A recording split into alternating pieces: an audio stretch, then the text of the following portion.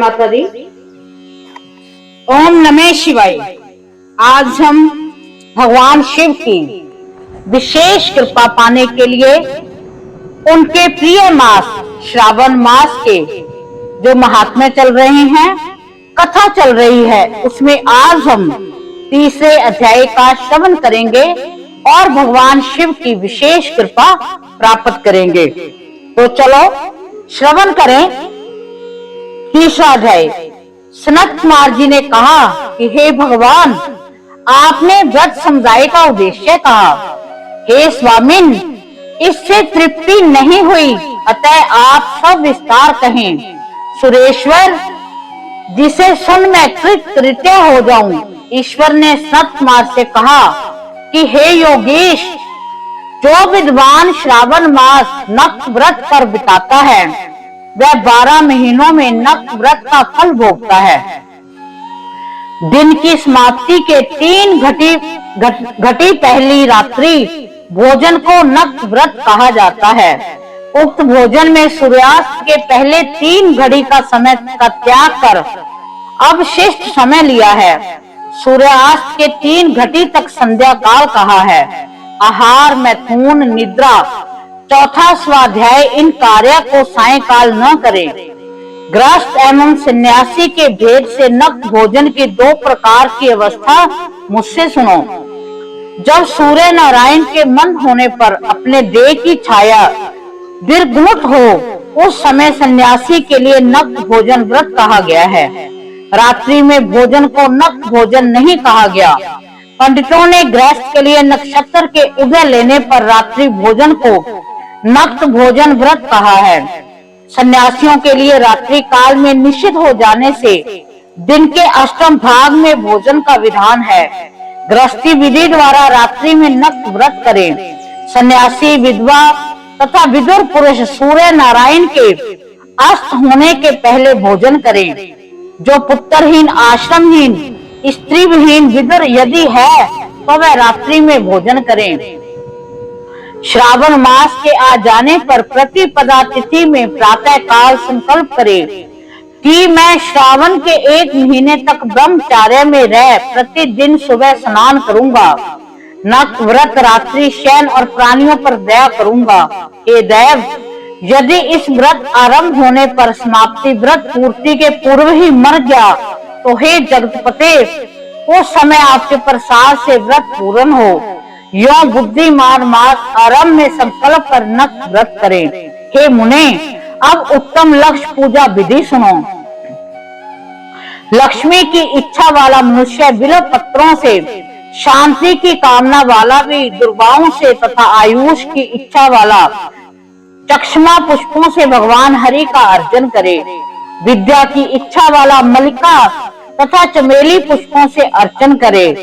तुलसी दलों से शिव और भगवान विष्णु प्रसन्न होते हैं। पुत्र की कामना वाला मनुष्य कटेरी पुष्पों से पूजन करे।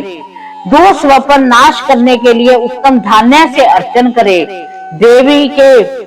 देव के सम्मुख रंग वाली पद्म, स्वास्तिक और चक्र आदि बनाकर विभु का अर्चन करें।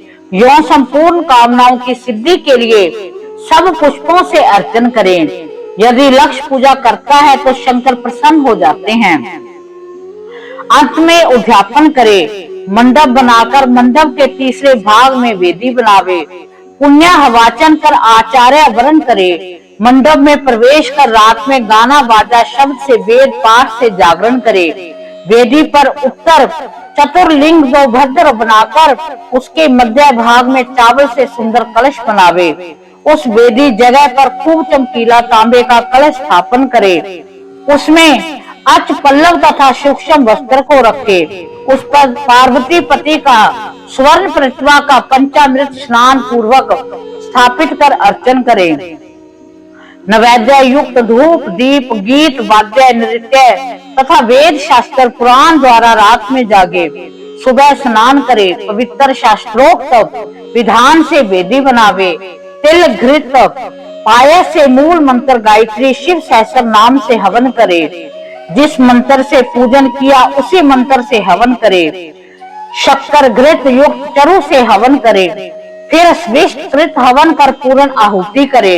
प्रातः वस्त्र अलंकार भूषण से आचार्य का अर्चन करें, ब्राह्मणों का पूजन कर दक्षिणा दे, जिन मंत्रों से उमापति की लक्ष्य पूजा की है उस चीज का दान करें, सोने की प्रतिमा बनाकर शंभू का अर्चन करें, यदि 1 महीने तक दीप जलाया हो तो उसे दान में दे, संपूर्ण इच्छाओं की सिद्धि के लिए सोने की चांदी का दिया बनाकर गोघृत से संयुक्त दान कर दे, देवता से क्षमा प्रार्थना कर ब्राह्मण से हवन करावें।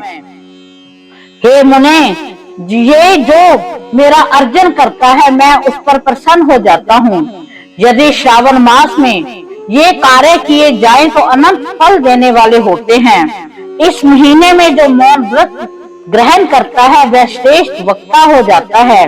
वह मौन व्रत दिन रात या दिन का हो या भोजन के समय का हो, मौन व्रत में घंटा तथा पुस्तक दान करें तो सब शास्त्रों की जानकारी कर लेता है, वेद और वेदांत का पारगामी हो जाता है। मौन व्रत महात्म्य में से बुद्धि में बृहस्पति के तुल्य हो जाता है। मौन व्रत करने वाले जीव का किसी से क्लय नहीं होता, क्योंकि मौन व्रत उत्तम है। इस प्रकार भगवान शिव की महिमा का महात्म्य, जो श्रावण मास का जो महात्म्य है, उसके 3रे अध्याय का समापन होता है। हम भगवान शिव से प्रार्थना करते हैं कि वो हम पर अपनी विशेष कृपा प्रदान करें। अगर हमसे कोई गलती हो गई है उसके लिए वो क्षमा करे, और जो जो इस कथा को श्रवण कर रहे हैं सभी की मन इच्छा पूर्ण हो, सभी के कार्य संपूर्ण हो, सभी की जो जो इच्छाएं हैं, जो जो उनके लक्ष्य हैं, वो इस लक्ष्य तक अवश्य पहुंचे। तो इसी के साथ हम भगवान शिव के चरणों में कोटि कोटि नमन करते हैं। जय माता दी। ओम नमः शिवाय।